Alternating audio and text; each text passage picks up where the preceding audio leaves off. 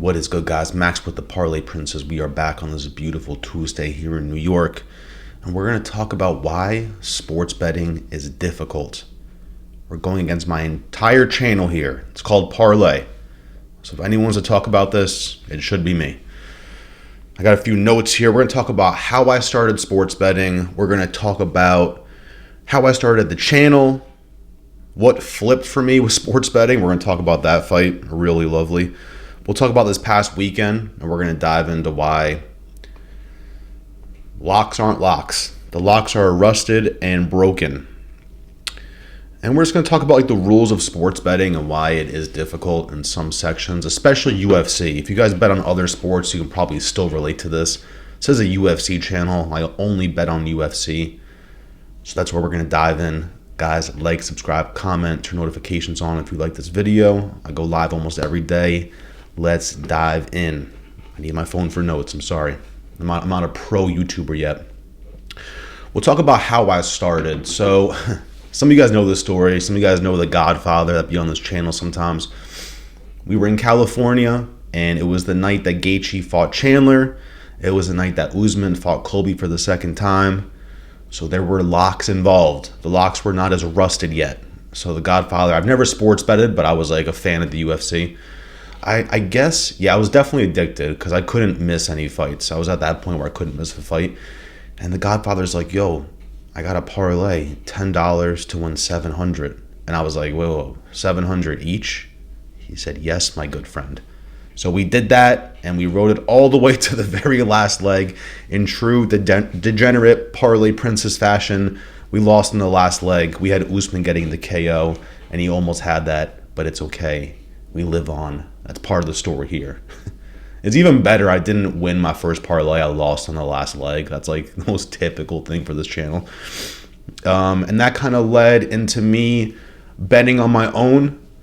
That was a rough night too, in a sense, because it gave me too much confidence the next time I bet. I did the same parlay 6 times and put $10 on there. I didn't even switch it up. I was like, this is the parlay. I made 6 of them and put $10 on each. Psychopathic stuff. Learn my lesson. That led me into a couple years later, a year and a half later, UFC in 2023 in the summer. I was spazzing on them, especially in August. I was either close to robbing them with free money, like a free 25 to win 1,000, losing because of one. Robberies, we'll talk about that too. But I had a great summer, especially August 2023. I was like, bro, let me start an Instagram page. The initial goal was to get people involved in the page and then charge like a monthly fee, $10 to see pics, whatever the case may be. And then as the months went on, I still would hit a parlay every now and then, but as the months went on, I was like, nah, let me just try and eat off YouTube. Let me not charge a fee to see my picks. Even though I'm kind of doing that now in a sense, because you have to join the members only section on YouTube to see all my parlays. But if you guys don't know me, it's all low risk, high reward. That's why with this video, I'm not going to sit here and cry, because I'm not here like, bro, I lost $2,000 last weekend. That's not me, bro. I lost $85. It still hurts my soul, but I'm not here going to rehab. Let's put it that way. Again, I only bet on UFC. I only bet on Saturdays. 85 is even more than I usually bet. Like if you guys know me last year, I was doing more like $30, $50 a weekend. So again, I don't give a shit about any other sports. If anything, if you think UFC is rigged or ridiculous, you should see people flop in the NBA when they stub their toe and act like they got decapitated. Even in soccer too. Soccer, like you guys have shin guards on. How are you always grabbing your shin in pain? It's like when I played hockey and we went from no hitting to hitting. My coach is like, stop being pussies. You have gear on. It's true. That shit doesn't hurt. This flopping stuff is insane. We see some flops in the UFC. I don't know why I got sidetracked there, but other sports. That was the point of that whole speech. And then including that strong summer run, I robbed him for $1,200. The very next fight was super confident. It was Strickland versus Izzy. So I had a lot of profit in my hands. And we lost $500 of profit because Strickland dog walked Izzy. That changed a lot for me right there. Again, I didn't lose $500 of my hard-earned money. But just watching like a minus 700 get smoked like that changed a lot for me. And that leads me to, I guess now we'll talk about 311 and why locks are not locks. If you guys missed 311, it happened this weekend. Every single person that was undefeated lost. And we had some of the craziest odds lose. Minus 1,500, lost in the judge's eyes, 30-26. Rinya Nakamura was like almost a minus 700. Really good at takedowns. Didn't shoot a single takedown till the very last round. So again, this video is not to discourage you from betting. You know, my golden rule, which I will say multiple times, is Vegas always wins. That's why I love doing low risk, high reward. Low risk, high reward. Will you hit that shit often? No. If you do hit it, you're good for the year. In most cases. I know I have a lot of dollars for $350. That won't last you till the end of the week. We got some dollar for $55,000. That's how I bet over here. Feel free to drop in the comments. Am I an idiot for just doing 10 leg parlays for the rest of my life? I don't know. I'm like so split on that. Is that ridiculous or is that the best strategy ever? Tagir went the way I thought. Sopaj went the way I thought. Rinya Nakamura, Jesus Christ. I'm gonna have a solid point for this at the end of this, promise. Grant Dawson did what he should have done basically. Guskov gets to get his submissions plus 700. Vegas always wins. This guy easily could have gotten KOs. Nope. It is what it is. Zachary Reese. I don't want to talk about it. Talbot. Speechless. So guys, this just kind of leads into my next topic. That is, an inch can change a fight. This is where it's kind of rough betting on UFC in a sense because you don't have, you still love the fact that there is no team involved in this. It's like, bro, I just got to deal with one person. One person has to do his thing and we're set. But it's also the disadvantage. You don't have 15 people on the field. And if one guy ruins it for everybody, just get him off the field. This isn't WWE. We can't tap in the coach. I get the coach is there, but it's up to the fighter and the fight IQ and the skill level. Inch can change a fight. Again, it's like a difference between this and just an inch closer and it just skims his nose and then the shit's broken. That is also why I do enjoy betting on it, though. It's like, because the inch can change anything, it is interesting in that sense. But that also does hurt us with injuries. You know, there's been plenty of times. The first thing that comes to mind is Jack Jenkins. He's like a minus 500. I was locking that in and dislocated his shoulder. You get Chris Weidman. I didn't bet on Chris Weidman.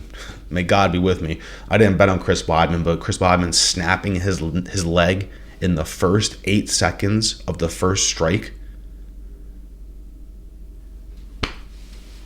That's where it gets rough. If someone in basketball gets injured, get him out of here. Granted, if it's a good player, you're screwed. And it does hurt y'all for the, I don't know if it gets voided out. If they get taken out the court, if the under-over on points still hits or not. I don't know how that works. But spoke about injuries, and then we're going to speak about robberies.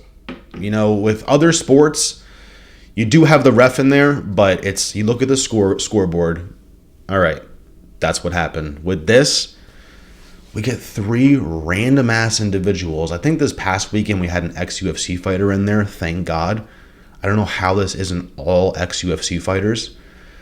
Vegas. We get like 55-year-old, like not even 55. She might be 65. We get ladies in there that are 65, look like librarians, that have done finances in their career. Like, why are you a UFC judge? It blows my mind. So that's the other side, guys. You can get your pick right. You can pick Volkov against Gane and then still lose your bet. So again, Vegas always wins. This is not to discourage you. This is to help you in the future. If you guys feel like you're losing too much money, you're betting too much, I do have some rules for you as well coming up. We'll talk about the odds makers too. The odds makers be messing with our brains. You know, even yesterday I was saying on my live, Peyton Talbot was at minus 1,500. That makes you... That makes you want to slam the Peyton Talbot KO prop at minus 200. But then he loses, not even by split decision, At least the over 1.5 hit, but that wasn't supposed to either. We're supposed to get a first round finish, bro. This is Talbot. So the odds makers be getting inside our heads in that sense. You see Rennie Nakamura to minus 700, you're like, bet the house. If Rennie Nakamura was a minus 150, you'd be a little more cautious. So keep in mind, I do bet on that as well. I do bet based on the odds sometimes. So it's kind of like the Aileen Perez fight. I'm like, damn, Perez at plus money. Same thing with Alex Pereira coming up against Ankalaev. I'm like, Pereira plus money? I'm like giving you guys why sports betting is bad, but who has the balls to do this? Dan Hooker plus money and Alex Pereira KO. It's like plus 500. Slam it. But Vegas always wins. The odds makers, guys. I gotta stop looking at the odds. And I do make my prediction videos without looking at the odds. I tend to look at it, and then at the end I glance at it. I'm like, oh my God, this is that. So again, we got injuries, we got robberies, we got the odds makers. The judges tie into the robbery section, but we got a trilogy of things going against us here. We talked about how the fighters aren't on a team. They're technically all alone in there. They're in a goddamn cage with the thing locked. You can't... I was going to say you can't jump the cage, but I actually really want to see someone jumping the cage to get out of there. That would be viral. I might have to sign up just to do that. Next, we'll talk about my rules to betting, guys. This is what helps me get by when I lose constantly.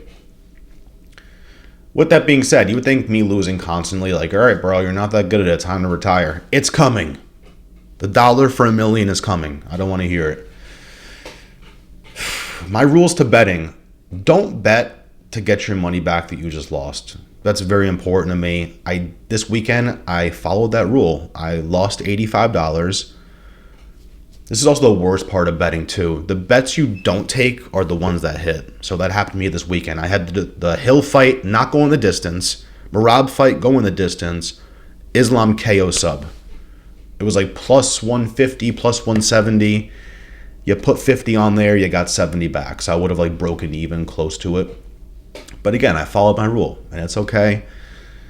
It's technically not even worth the 50 to turn it into 120. That's not good enough for me. I need that 50 to be hitting for 300 if I'm doing that. That's why you guys see me bet very little amounts of money, because of things like that. I had a lot of props on here. I had Almeida over 1.5, Talbot no distance, Holland over 1.5, God kill me.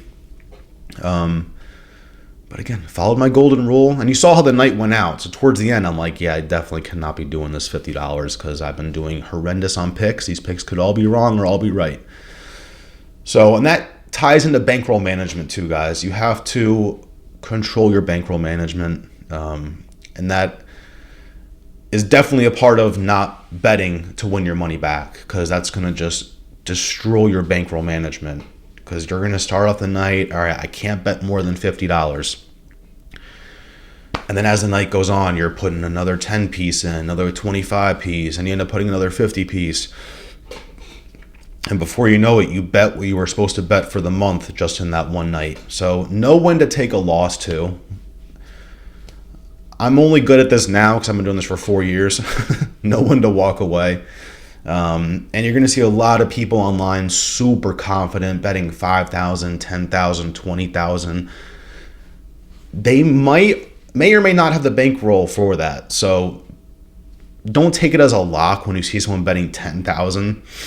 I'm not going to call out names. I've seen someone literally lose, I believe, either 10 or 15,000 in 20 seconds because the guy got slept in the first 20 seconds. Bankroll management, guys. Again, if he has the money to do that, may God be with him, but that is not a lock. You know what I'm saying? Let's see. What are some other rules I have? Well, obviously, low risk, high reward. I also don't straight bet anything. In order to straight bet, in my eyes, well, I see some of you guys doing it. You'll be straight betting 15 to turn it into 30. I respect it. It just doesn't get me personally excited betting that way, but I'm also Drake when it comes to straight betting. I think I hit one straight bet. I did 5 of them last year. I hit one. Granted, some of those because of the judges. One guy, Arman Sarukian, tried to get butt naked to get out of a choke. So plus money on Oliveira is still healthy to me. But thank you, DDP, for getting that submission against Izzy. Because I was like, bro, it's like my one straight bet of the year. Thank you, DDP. I'm trying to think of one other golden rule I have for you guys. Low risk, high reward.